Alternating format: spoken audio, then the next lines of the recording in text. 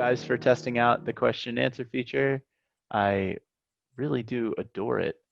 Mattie, you can go ahead and introduce yourself if you don't mind, and okay. tell us a little bit about yourself before you start the demo.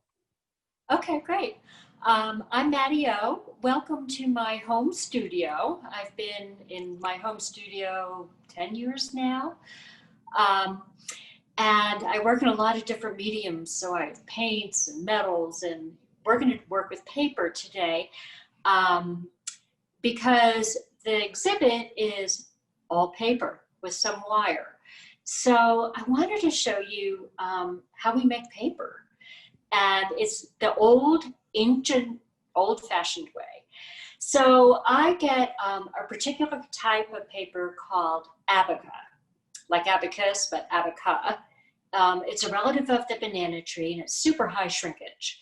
So everything just kind of sucks around. The Barbie dolls, which I use for making the dress mobiles, or these mannequins. I don't know if you can see them in the background. This one is Kiki, so all the Kiki dresses. And this one is Fergie, and there's one Fergie dress in there. And all the pieces that are in the laundry installation and are in the mother and daughter installation are done by making paper, exactly the way I'm going to show you with the abaca. So let me show you.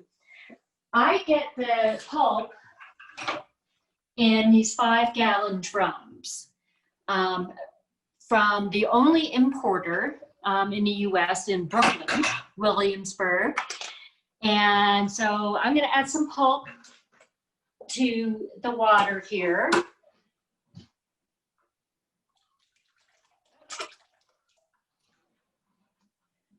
And I'll show you how a piece of paper is made.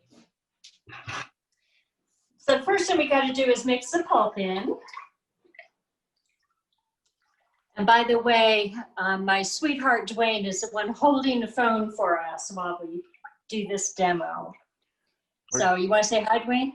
I'm just waiting for a clapping sound. So this is called a mold. And it's just basically a screen. By the way, all the pieces in the laundry installation and in the mother-daughter dress installation were made with this mold. So I made lots and lots of pieces of paper in order to make any particular dress or garment. This is called a decal, and it goes on top. So when you see the deckled edge, that kind of raggedy edge on watercolor paper, is called a deckled edge. The decal is what creates it. So we're going to try to make a piece of paper in the old-fashioned way. Sometimes they turn out and sometimes they don't. We'll see. Did you make that screen yourself, Mattie? No, I got it from a woman who makes them in Canada.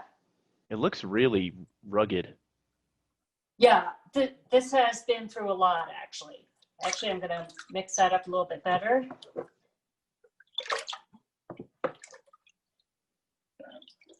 So this is called pulling paper. So when you have a piece of watercolor paper, they're just using a much larger mold and decal. I don't know if you can see this, but you can probably see that there's lumps in there. There's a piece of dirt or a bug. I don't hold myself out to be a paper maker. I hold myself out to be a paper sculptor. So I don't care about the imperfections for the work that I do. I just let it be what it is. Sometimes if it really is bothering me, I'll take a pair of tweezers and pull out the goober, is what I call them. So we just let it drain for a little bit.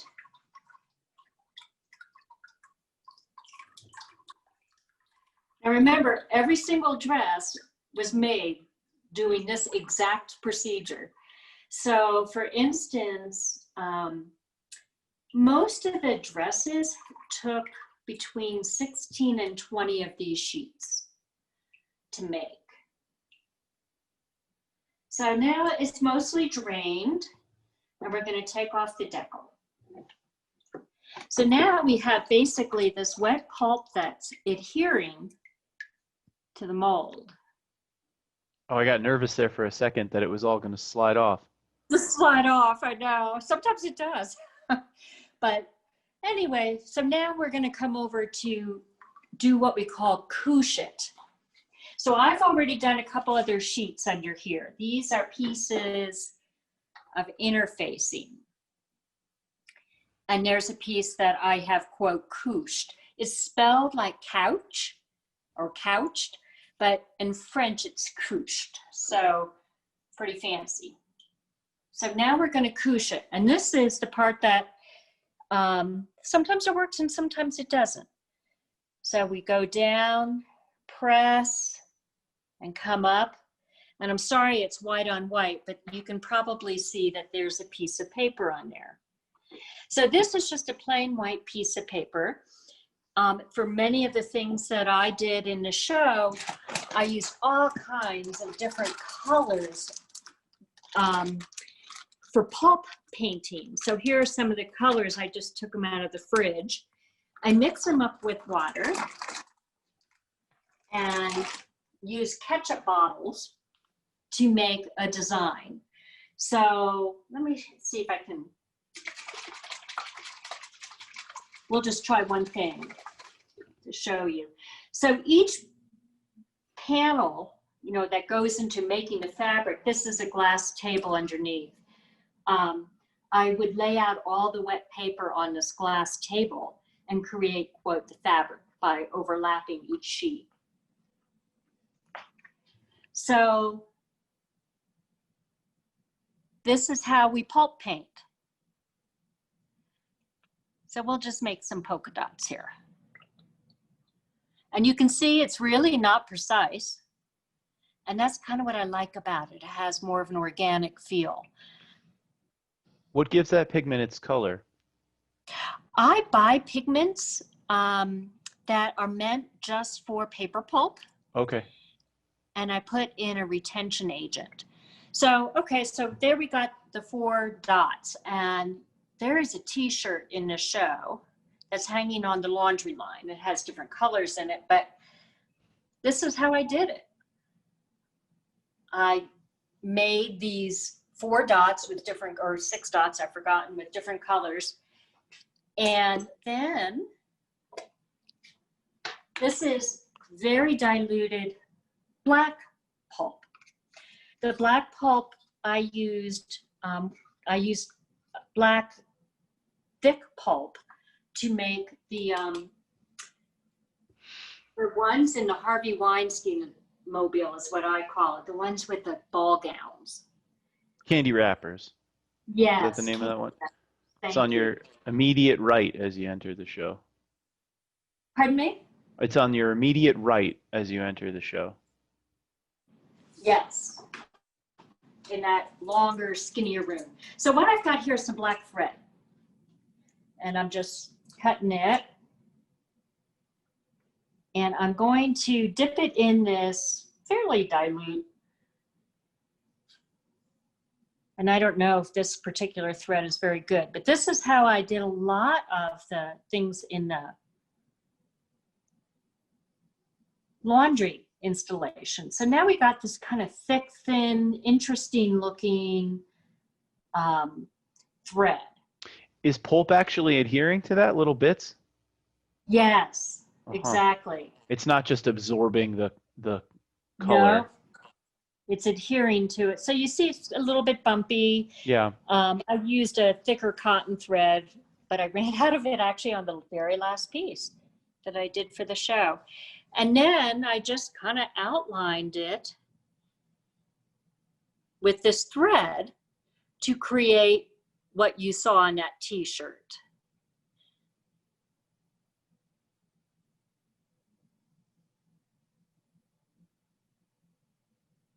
And so I used lots and lots of thread, lots and lots of pulp. So each sheet was created doing it this way. And you can see it takes a little time. Yeah, for sure. I'm just thinking, how many did you say? 17 some odd sheets per dress? Yeah, between 16 and 20, just depending on how big the skirt was. And if you Um, wanted to, make an entirely polka dotted dress with these like black outlines, yeah, I could see this taking a really long time. yeah, exactly. And I think that sometimes people don't appreciate how long it takes any kind of artist to make um, what they make. So what I'm going to do now is, it's all about water when you make paper. And what I do, and I won't do it here, is you make a stack of these. And I'm just going to wet this interfacing. It's just plain interfacing, like from sewing, and lay it on top so it will stay moist. What is that interfacing made of? I'm sorry. I'm sorry, what was that? What is that interfacing made of? I'm not familiar with that from sewing, you said? Yeah, it's it's what's used to keep your collar stiff, or your buttonhole, flap stiff. Okay. And it comes in various thicknesses. So basically, it's a sturdy fabric. Oh, okay, okay. I was wondering, I couldn't tell if it was a cardboard or Yeah. you make a And layer it on. so then I would do another pull, couche it, put more on, and then I get a stack, and we call that in paper making a post. Okay. And I would put another board on top. It's very physical work. Mm-hmm. And it gets quite heavy, actually. And then I clamp it down with these C-clamps, or when I do it in my studio tour, I have people stand on these and squish the water. So all the extra water comes out. And then I can peel off wet pieces of paper, essentially. And that is how I make all the dresses and all the things you see in the mobiles. Also, the flowers that are on Kiki's celebration dress, the silver dress, are made this way. We'll take a look at that one later and we'll make sure to mention it. So I'm gonna, stop here. Does anybody have any questions on this process? I have one more question about how long do you have to apply pressure once you've stacked the board on top? Actually not very long. No. I usually do it for about 10 minutes. But you don't really need to, as long as you got some pretty good pressure on it. I have some other questions about paper making that were emailed in from Shelley. Okay. Where did you learn paper making? I learned it from a woman named Helen Hebert. She is very well known in the paper making world. She lives up in Vale or Eagle, or I think actually in Edwards, but her studio is in Redcliffe. And she has a true paper making studio with, she actually beats the fibers, because you can make paper out of anything, onions if you want to, Mm-hmm. or any vegetables or grasses that you pull.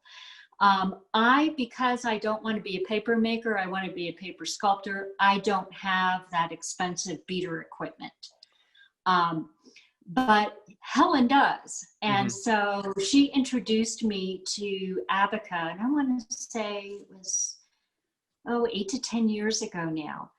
And I've taken it, of course, in my directions, and use it sculpturally.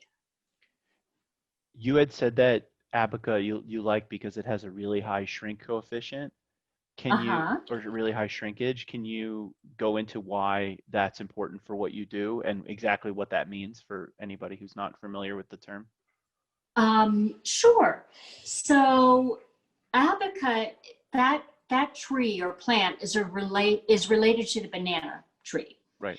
And it has very long fibers, and so they glom onto each other, and they like each other, so they shrink. And I wasn't planning on doing this, but I got some stuff buried under here that I can perhaps show you. And so if you embed, in this case, I embedded twine or fishing line or wire. because it shrinks, it will then take on a shape. So Oh, wow. the way, yeah, it's very organic. And it also, well, this one's straight, but it also creates its own vines that I dry them on a grid. You know, you roll it like you make a sheet of paper and then you roll it like Play-Doh and get kind of that worm, you know? Yeah. It finds its own shape. It seems like it has a memory. It's very organic. So I wasn't planning on showing all this. This is just my little sample. No, that's fascinating. I didn't realize that you could put something in and then as it dried, it'll come out into a. Yeah. Oh, here's one that really shrank up. So the 8 hour, how long you beat the abaca for determines how much shrinkage. So in this case, and what I was just pulling is 8 hour abaca. It means it's been beaten 8 hours. And so it shrinks a lot. And so that's how I get these shapes, especially those flowers on the dress. The other dresses, if I don't want to shrink that much, for the big dresses that, you know, like the Fergie's social distancing dress or Kiki's social distancing dress, I apply the pulp to an armature or directly to them, just depends on what shape I want. And that shrinks in around them, but I only use 1 hour so that it doesn't shrink too much. Interesting. So it's only been beaten 1 hour and it comes out rougher. So you'll notice that the bodices that are done on the 2 social distancing dresses are very rough. And that's because I use 1 hour instead of 8 hour. And then sometimes I use 4 hours, just depending on how much I want something to shrink, how organic I want it to be, or how much control I want to have over it. Yeah, I'm thinking of the silver celebration dress, and that has a very smooth texture. Yes, but did you notice that the skirt is kind of bumpy? Yeah. I had started that dress as a totally different kind of dress, and it was actually started during my studio tour last year, and everybody came in and applied the pulp. Oh. And so it was going to be totally different dress. I finished it up at 3 a.m. We took off the next day for South Dakota to go bike riding. It came back a week later and it had dried. And that skirt had shrunk up about 10 inches. Wow. Yeah, so it's kind of like taking pottery out of a kiln. You don't know what you're really going to get till it's done. And it wasn't at all what I wanted. So she sat in my guest bedroom for a few months until I decided what I was going to do with her. And then coronavirus came and I knew that she needed to be a celebration dress. So I've got one follow-up question from Shelley and 2 other questions here. Shelley asks, so the dress form is not sheets, but directly applied as pulp. And the answer is kind of both. Some dresses are done by sheets and some dresses are applied as pulp. Yes. I don't have the half mannequins here. They're out in the garage, but I had these like t-shirt mannequins that you see in the stores. And that's how I made the dresses. And I used sheets for those. So I pulled this and made the fabric, so to speak, on my table here after pulp painting, you know, kind of adhering everything together. And they would hang from my ceiling to dry. For the dresses that are hanging in the galleries, the 9 big dresses, those were done on these bodies. I had to cover them with not cling wrap, press and seal to protect them, because this one's ceramic, Kiki's ceramic. And it also helps pulp stick to it. Sometimes, you know, especially on the backs, if you're leaning back, it falls off. So I had to use masking tape as kind of a ground to hold pulp on. And then like on the old soul dress, the one with the peacock feathers. Uh-huh. For that, I built a armature around her made out of aluminum screening. Mm-hmm. And filled it in with perlite so that when it shrank, it didn't lose its shape. And that's how you get the artificial shape for the bodice in the old soul dress. Cool. So I do a combination of things. Oh, and on the renewal dress, the lime green one, that took lots and lots of poles sticking out and chicken wire and aluminum sheeting that took us 4 or 5 days to build that armature. Oh, that's the green and gold one? Yes. Yeah. Yes. That The one's one with the the first thing you bird's see nest. when you enter. Yeah, with the bird's nest. Yeah. So I do a variety of different things. So for something that needs a lot of strength, I'm just going to apply the pulp directly, and it goes on, and it's usually about 3/4 of an inch thick when it's wet. Oh, wow. And That's really thick. Yeah. So like for that renewal dress, the bird's nest dress, that was 2.5 5-gallon buckets of pulp on her. Yeah. So that was, like $400 worth of paper pulp. Oh my gosh. There's a lot. Yeah. Yeah. There's so much that goes into it. I have a question from Ms. Rebecca. What is your favorite part of paper making and what makes it difficult to work with? My favorite part of the paper making is that I don't have total control of it. I like that element. It's like painting with watercolor. It runs a little bit and you don't have total control. So it's a constant dance between the artist and the medium. And that's the part I like best about paper making. I also like how physical it is. I'm just not like a computer person who would put something in and do a 3D, printing. Mm-hmm. I've got to have my hands in it and get dirty. So. Yeah. So those are the two things I think I like a lot about paper making. I have another question from Nikki before we move on we'll let you sit down and get off of the paper topic specifically. Nikki asks if you can tell us more about your lacy pieces, your pieces that look a little bit more like lace. And they're not made from lace, but how do you get that look? Okay. Dwayne, can you follow me over to the cobweb dress? Sure. I don't know. Can you, Dwayne? Can you handle it? Perfect. I want to know what would happen if I said no, I can't. She'd have to bring the dress to you. So this was my first one of these. And I did this part of it built, I just kept wire around Kiki for maybe the waist up.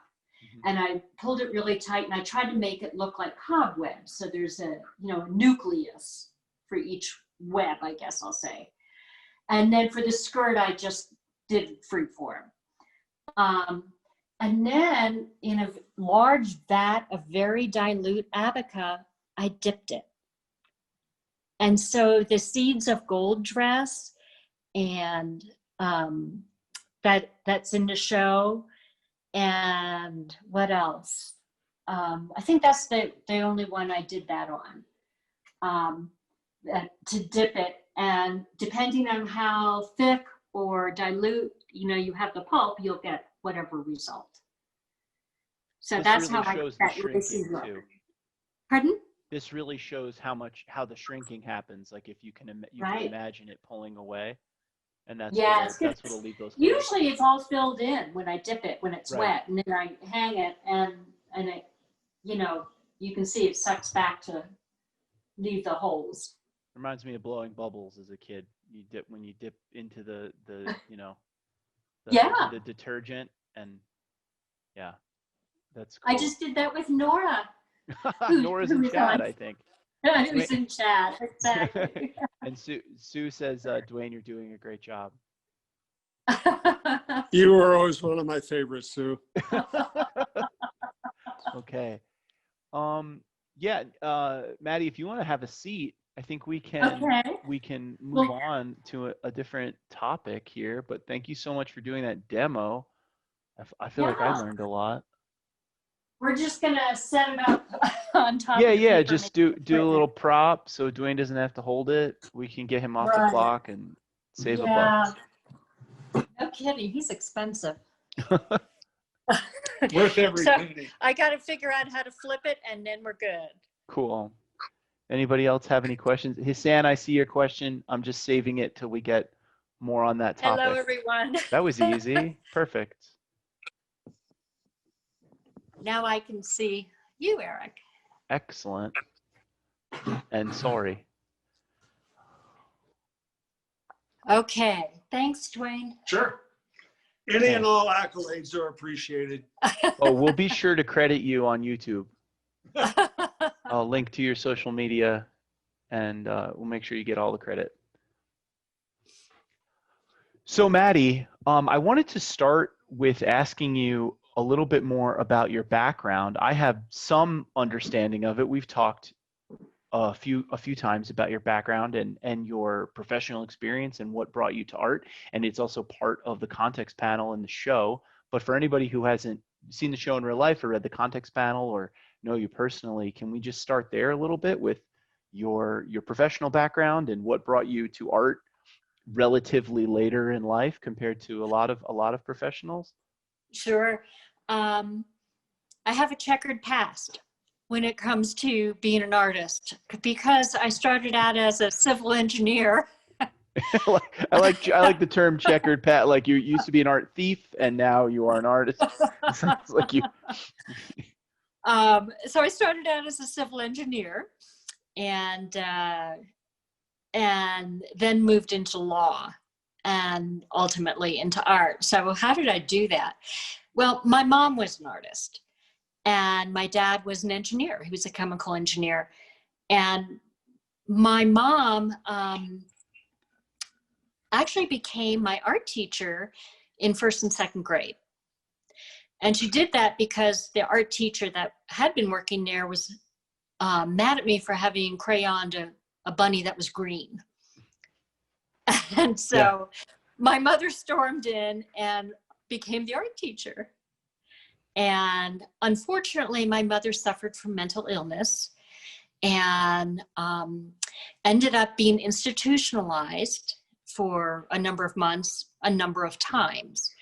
And so my association was art means crazy.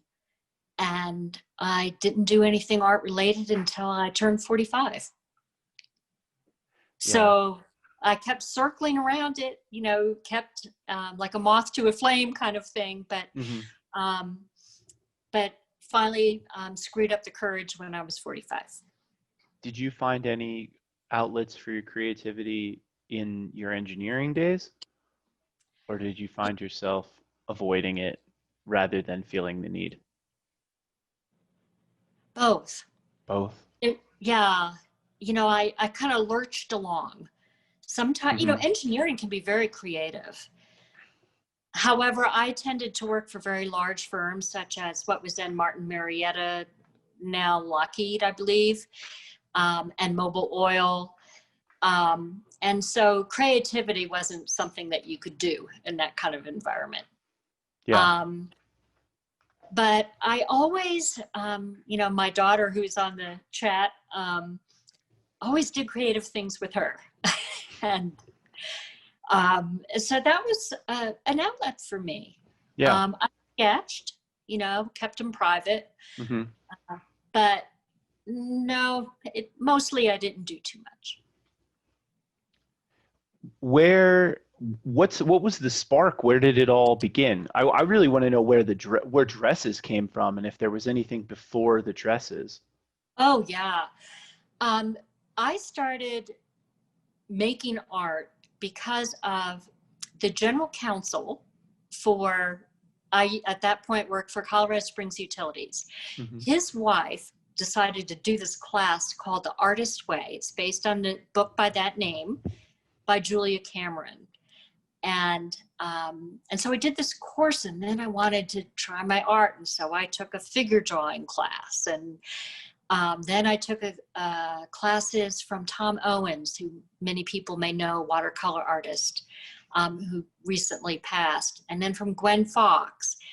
And so I moved from watercolor into using paper sculpturally.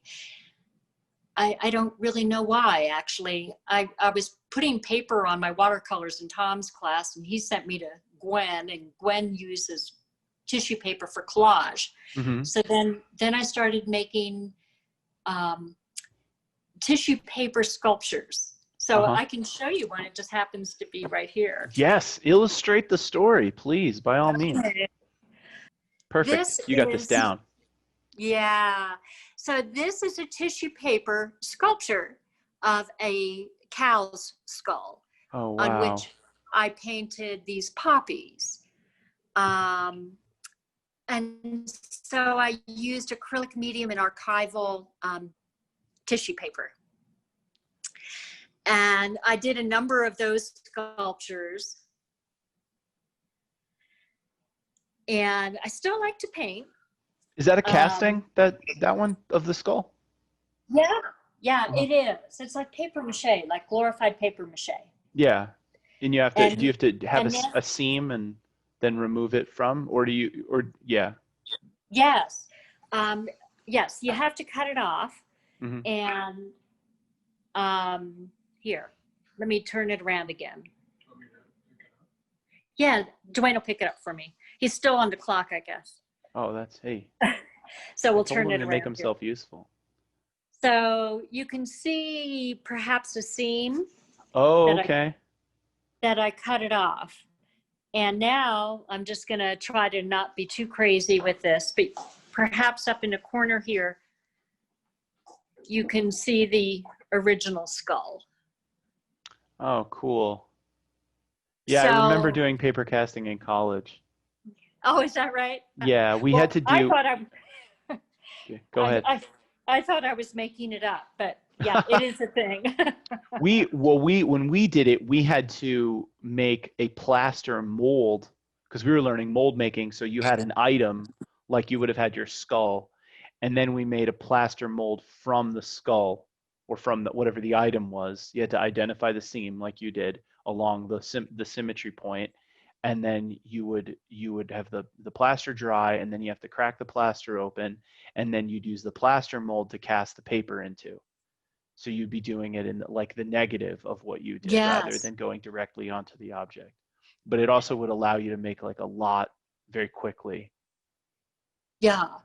No, this was a time-consuming process. Yeah, but it's very strong, actually. Yeah. And I did a lot, with the deer and the antlers and the bulls, and that was a phase.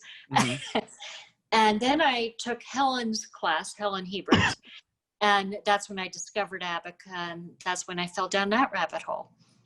Cool. So it evolved from watercolor to sculptural. Did you have an interest in fashion beforehand? Yeah, I did. I was very, very skinny as a teen, and so very tall and very skinny. It like a Barbie doll. Could be worse. And so I had to design and make my clothes. Oh, wow. And I loved doing it. So, and in a way, it's kind of a nice combination of engineering and art. Yeah, for sure. That absolutely, I would agree with that description. I see Rebecca says she made my clothes too. That's true. Rebecca was hard to fit also? Tough to find? Yeah, she's built the way I used to be. Feeling your background now. So for this show specifically, let's talk a little bit about the theming of this show. It had a lot of different touch points, and I helped put your context panel together. and we were talking about the balance. Held in Suspension is the title of the show. For anybody that hasn't seen it, I highly encourage you to come check it out. Come see us. It's basically, one of the themes was about the balance of the media and different. So you have like rugged materials like the wire and those old, there's nails and heavy duty like metal objects. Like I think there's chain involved. You have a number of different things. There's pieces of wrought iron combined with paper and lighter wire and more delicate things. And it's all about the balance between these two media and the balance between and how that relates to femininity.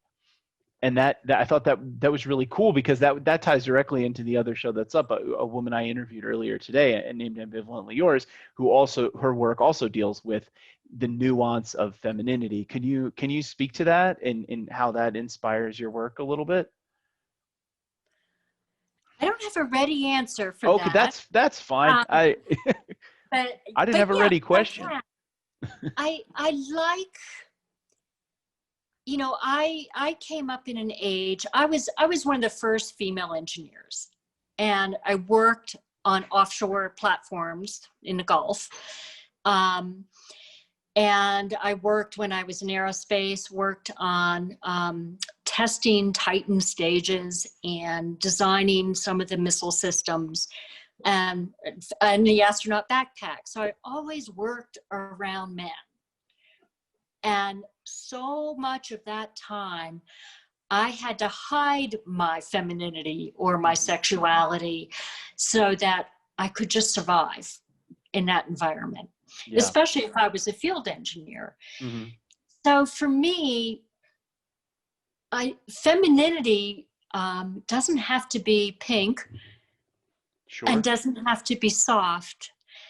I believe that we can be both strong and gentle, nurturing and no nonsense. Mm-hmm. So that is part of what I am bringing to my work, is we're multidimensional. Yeah, that's good. And so that's what I want to show. So, with Fergie's social distancing dress, the one with the blue glass on the inside and the rusty nails, she is built strong, and she's a tough lady, but she is beautiful with her pearls. Yeah. And her glass. Yeah, that was I wish that's one of the ones I don't have a picture ready to go, but yeah, that one has crushed glass lining the interior. It's the heaviest dress in the show, so it's certainly rugged. That one was an engineering problem in and of itself. Hang, right? Hang. His sand was there. We had to drill through a metal stud in the ceiling to get it to hang through, and used a special zip toggle and everything. Yeah, that one was really cool. I was thinking about how you were saying that, the balance in the two sides and how femininity can be strong and gentle simultaneously, and how that ties directly into your paper making process. And when you were going through, there are moments where you have to be very deft and careful, and you don't want to like run a hole through the thing, or you want to try and keep things like even. And then there's also a very physical process involved, right? You can't be a wilting lily, because you have to pick up something that's awfully heavy, or you have to pick up this 5-gallon bucket of water and dump it in, and have a certain amount of control and strength goes into the process. So this is nice like metaphor there, like it's built right into what you're doing. Yeah, I think that's true. Lifting these boards, with a big post, that's like a cantilever out there. Yeah. You can get some back issues, but it is, it's so physical. That's part of what I like about it. Kind of like gardening, or, what people like to do, to get out there and get involved. Yeah, I think it's essential in a hobby, from my perspective, to have some physical aspect to it, and for it to feel like it's really, scratching the itch of being a human being, it's important to have a hobby that has some physicality to it. So one of the other themes of your show, and we actually used a quote from Dostoevsky on there about beauty being able to save the world. And you talk, and this is going to tie into Hassan's question, about work needing to say something or have a message, or your work just being about aesthetic appeal, being beautiful. How much have you thought about that over the course of your career? How much have you made that a goal of yours to just create something that is pleasurable to look at versus keeping some sort of theme or message in mind? That is a tightrope that I walk, and I'm very aware of walking. Yeah. You know, there are times I fall on the side of the line of purely decorative art, and times I fall on the side of the line of, this has some deep inner meaning or angst. Yeah. I personally don't want to dwell on myself, and, my subconscious or whatever it is, message. And it's empty without it. Art is empty without the artist in there. Sure. And so I try to balance those two things. I like to have a beautiful aesthetic because, it's just joyful. Yeah. And that's what I want around me is beauty. And I think most of us do. But art obviously doesn't have to be beautiful. But for me, that's an important element.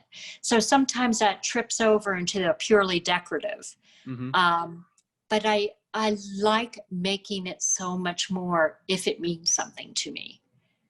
Yeah. So, for instance, the Kiki's kintsugi dress, it's the pink dress that has the holes in the bodice that are sewn together with brass wire and pearls.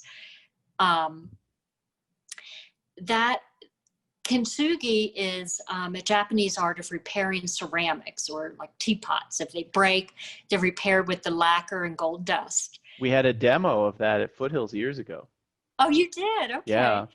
And the resulting vase or teapot that's been repaired is actually more valuable. So Kiki's kintsugi dress actually means a lot. All the scars and wounds that we accumulate as we go through life.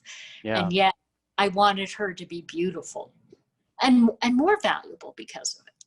Yeah, I have a real appreciation for that. I used to do snowboard repair years ago, and on my board I would purposefully use a filler color that was different, like in high contrast with the rest of the board, and by the end of a board's life it would look like a samurai had gone to work on it with slashes, and so it would be like a white base of the board with black lines going all which ways, and you could look at them and be like, oh, that's when I hit that tree or that rock or that rail or whatever. So I really do have an appreciation for that that methodology and that the idea behind that.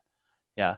Hassan's question specifically was if you feel any pressure to make art that has a social commentary on national issues. So we mentioned earlier that you have a mobile with the small dresses that's commenting or making reference to the Harvey Weinstein issue, the scandal or tragedy, however you want to look at it, the series of tragedies. So when you went about that, it was probably something that was really big in the news. I think he was going on trial, you had told me. So do you feel pressure to make comments on things like that when they come around as an artist, or do you feel like the world is your oyster and you can talk about whatever you want? I feel like the world is my oyster and I can talk about whatever I want. Good. I work in my studio, and a lot of things, a lot of it's just tedious. Yeah. It's like very repetitive, and but it goes into creating a bigger sculpture, like making the barbed wire on Kiki social distancing dress, just making barbed wire. It took days, and it's boring. So I listen to the news or to podcasts or to books on tape, so to speak, and to keep me occupied. And at that time, what was on the news as I was making these little gowns was the Harvey Weinstein trial. Yeah. And I just, it was an upsetting event. And I felt compelled to create that mobile. Same thing with Kiki's Seeds of Gold dress. That was created, actually not this election season, but 4 years ago. Everything pretty much in the show was created this year, except for 2 dresses. And so Kiki's Seeds of Gold dress was created in 2016 during that presidential campaign season. And it was ugly. And I thought that we needed to plant seeds of gold. So I created that dress. But it's more in reaction to what was going on rather than commenting on specifically. Exactly. So I don't do that often, but once in a while. Yeah. I like the idea of you having the freedom to not make commentary specifically on something that's going on, but it still has an effect on you. So if things are particularly ugly and tempestuous in like the current political scene, I mean, when aren't they, right? They're almost always. So but it's nice to know that you can just take some of that in and then counter it with your artwork. I think that's a powerful statement in and of itself. And that was one of the themes. That was one of the themes of the show that I thought was really interesting. Maybe we can pull up an image or two of your work and talk about it a little bit more specifically. I'd like to bring up a picture of the celebration dress here, and we can take a look at that, and maybe you can tell us the story of it. I know we had touched on it already. Some pieces flow and some pieces don't. The celebration dress was a difficult birthing process. Yeah. She did not flow. She was, like I mentioned earlier, started during a studio tour last September, so a year ago, and was going to be decoupaged with the diary of my dead next door neighbor woman. For her road trips, and was supposed to be very 50s, late 50s, early 60s dress. And when she shrank to this cute little skirt, I didn't know what to do with her. So I put her away for a while, brought her out, then she hung around my studio for a little bit. And I do something called couch time. It's one of the ways I get my ideas. After lunch, I'm a little drowsy. I lay on the couch. I don't really go to sleep. I kind of drift in and out. And I came up with the idea for this dress at that point, got up and sketched it in my sketchbook. And so this is how she arose.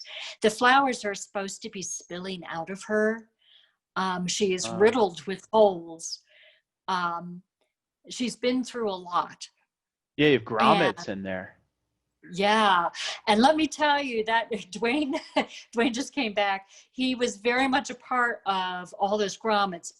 We really had to, frankly, manhandle her in order to get those grommets on. It took a lot of making jigs so that we could work around all the curves, get those flowers to hold on. So it was at least a 2-person, sometimes a 3-person process. Also, those flowers take a while to make, and girlfriends came over and helped me paint flowers during coronavirus. So. Oh, that's nice. Yeah. So these flowers are the shrink thing, right? Project. It was a team project? Yeah. Yeah. You make these flowers like what you were showing us before when we were talking about shrinkage, right? Yeah. There's wire in there, and then you've got a particular shape, and then you know how it's going to shrink. Well, no, I don't know how it's going to shrink. So what I do is I couche a piece of sheet down. Mm-hmm. Then I put crisscrossing wires in of various gauges, depending on how big I want the flower to be. Okay. And I poke it up maybe 1/4 of an inch in the center where they're crisscrossing. And that guides what's going to happen.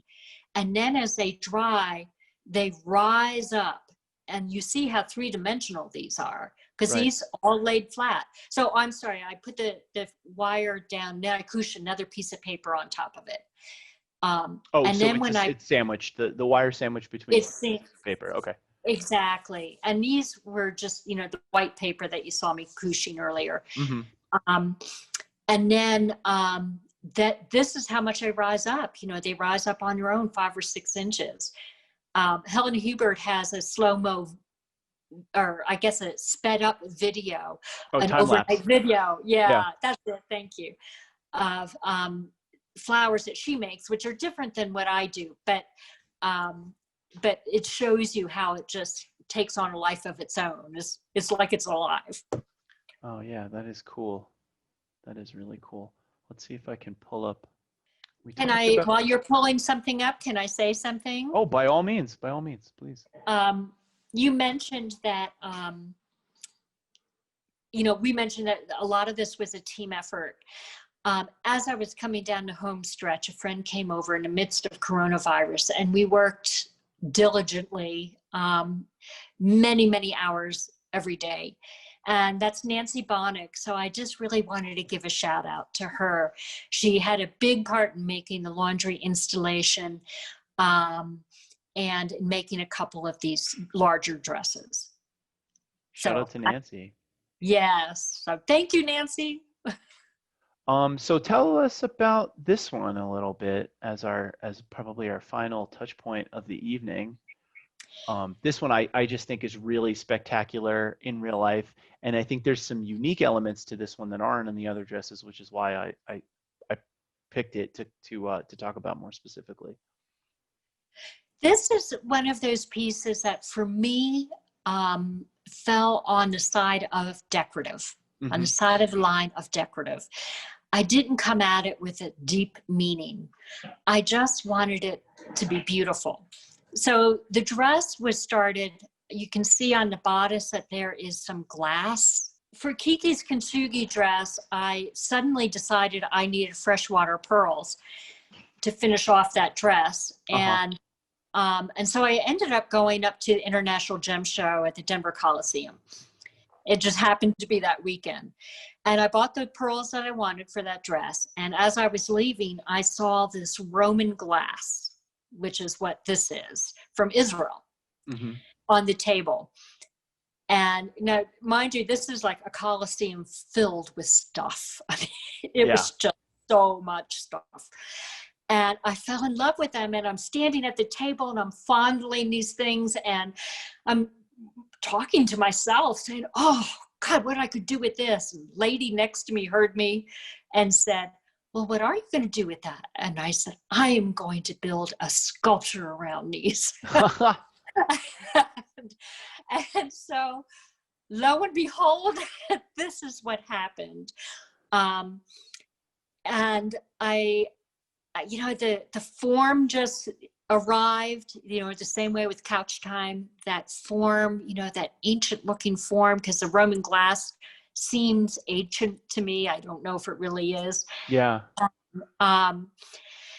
And so I just needed something old and regal and glorious. And my sister-in-law, Cheryl, they live in a rural area. She was having trouble with peacocks in her backyard, and they shed all their feathers. So I had these feathers, these peacock feathers, in my studio that had been hanging around for years, waiting for something to happen to them. But I needed more, so I got some more. And so Cheryl's, my sister-in-law's peacock feathers are in this dress. People do give me stuff a lot, and it ends up in my work. How did you gild the inside? That is, on that one, I use golden fluid acrylics. Oh, cool. And that one is pure bronze, golden fluid acrylic applied thickly. There is one of the dresses, I applied it very thinly where it separates out into the green and the bronze on the outside of that dress. But this one, it's applied thickly. So it's not really gilded. I have done that in the past with gold leaf. But it's very time consuming, very expensive. And I've got gold leaf floating around the house for, half a year. Do you, you applied that fluid acrylic after it had solidified, like after the dress was dry? Yeah, because I remember I have to cut that dress off of Kiki. Okay. And so that's why she's sewn up with the buttons in the back, the glass Oh, buttons yeah, in the I back. see them in the center there. Yeah. Yeah. And so I do the painting afterwards. Okay. Whether it's inside or out. The renewal dress, the copper and green one was very, that was a very physical job to paint that dress. Oh, I bet. That one's really big. In and out. Yeah. Yeah, that was something to paint. Yeah. Well, I'd like to see if anybody else watching has any more questions before we kind of wrap up here. We're at the end of our time window. Give anybody a chance to ask. Photography of your work looks spectacular. Would you like to shout out your photographer? Did you take those pictures? I took them. You have a compliment on your photography. Oh, great. Yeah, just with my iPhone, I did buy a white backdrop to do that. Having the backdrop counts for a lot. And yeah. You can, your picture is with your iPhone tonight, I presume. The cameras on phones are very, very good. And if you can control for lighting and control for things like background, you can take just fine pictures of your art with your phone. I tell people that all the time because we get, everything we journey now is done digitally. So have to have good photos of your artwork, and it counts for a lot when you're talking about whether or not you're going to get into a show. It really, really matters. Thank you, Susan Callahan. Very enjoyable, she says, and fun to hear stories about the various dresses. Thank you. Thank you. Thank you for being here. Thank you, everyone, for being Susan. here. Thank you all. Yes. Yeah, I've got one wonderful discussion. So thank you guys all for being here. And if you want to support Foothills Art Center, you can go to our website, foothillsartcenter.org. These are free to watch, but not free to make. So thank you guys so much for your time. And if you want to watch this again, or if you want to recommend this to somebody, it will eventually be up on our YouTube channel, which is you can search Foothills Art Center on YouTube. That is the channel is called You Are an Artist, where we try to democratize the arts and bring them to everybody regardless of their backgrounds or their knowledge. Try and talk about things simply and really, but still really get into the detail with these sorts of interviews. So Mattie, thank you so much for your time. And you did an excellent job. This was a great interview. This is a long one too. We went a whole hour, and yeah, I think everybody had a really nice experience. So I'm gonna say our goodbyes. Everybody have a great weekend. Bye, everyone. And a good evening. Thank you. Thank you so much. Thanks, Eriq. Thanks, guys. Have a great night. Good night.